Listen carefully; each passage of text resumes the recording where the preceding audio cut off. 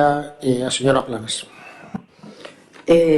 Bueno, eu creo que o tema é que non debería haberse chamado Festival de Saúde Natural, sino de terapias non convencionales, que sería o apropiado. Eu non comulgo con estas prácticas, pero tamén é por descoñecemento. Hai algunhas que están recoñecidas e podemos enumeralas como osteopatía, quiropráctica, medicina herbal, acupuntura, naturopatía, terapias de contacto, reflexología podal, medicina nutricional, la hipnosis, yoga, é dicir, que hai moitísimas que se inclúen en terapias non convencionales.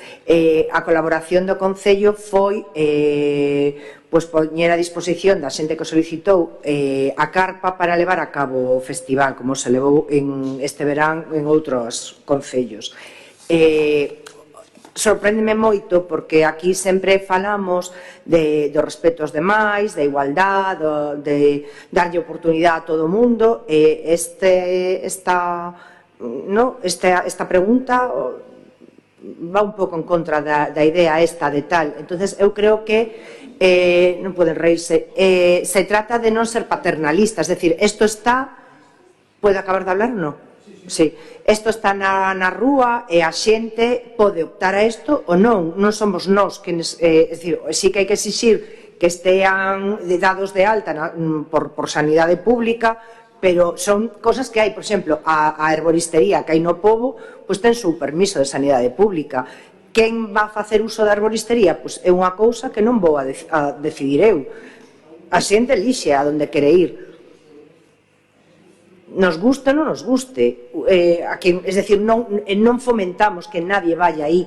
Damos un lugar para que a xente exprese e manifeste a súa opinión, pero non quere decir con eso que estemos apoiando. Eu, concretamente, pois non contemplo algunhas posibilidades que poden complementar a medicina occidental, pero non como alternativas do tratamento, pero hai xente que confía plenamente nestas prácticas e non quere dicir que usen sustancias que podan poñer en dano o seu corpo. Non estou falando de consumir sustancias que non deban para nada, pero non sei, técnicas como a acupuntura, por exemplo, pois estuvo poñéndose en práctica na unidade de dolor do hospital e funciona. Eu creo que o nome é saúde natural, que iso é o que pode dar lugar a erro e que a xente poda, malinterpretar, pero habría que chamarle terapias non convencionales e despois é eso, a xente ten liberdade para decidir e non podemos decidir por ela.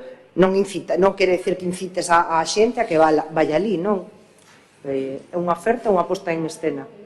Saúde, o que isto diga a coordinadora do Centro de Saúde do meu pobo. Nesa feira de pseudociencias se vendían agua de mar a non sei, 10 euros o litro. Se vendían produtos sin registro sanitario. Son pseudociencias que o mito da libre elección non pode ser, claro, que escoller que cada quen fume donde queira, pois por esa regla de tres que a xente fume nos hospitais, non ten sentido. Creo que temos a liberdade, temos que darlle unha volta a ese concepto. Nos pasamos de rosca, quizáis, coa liberdade. A mí se me estaba vindo á mente unha canción de Escape que se chama Casposos, que dice cuánto montaje, cuánto morralla, cuánto vampiro de televisión, brujas, monjes y videntes, estafadores de profesión. Eso é o que se vivía nesa feira. Eu non sei se ti foches á feria, nos fixemos o exercicio, fixemos preguntas, participamos na conferencia e as respostas eran moi preocupantes. As administracións públicas teñen que ter cuidado a hora de fomentar e de promocionar este tipo de eventos. Eu entendo que o vosso criterio a hora de facer un calendario de festas sexa coller todas as cousas que haya e metelas nun cartel, pero hai que filtrar, para eso estades aí. As administracións públicas non poden fomentar feiras de pseudociencia, porque isto pode facer moito dano. Non é liberdade. Cada quen que faga o que queira, pero non co amparo da administración pública. Creo que é importante este matiz.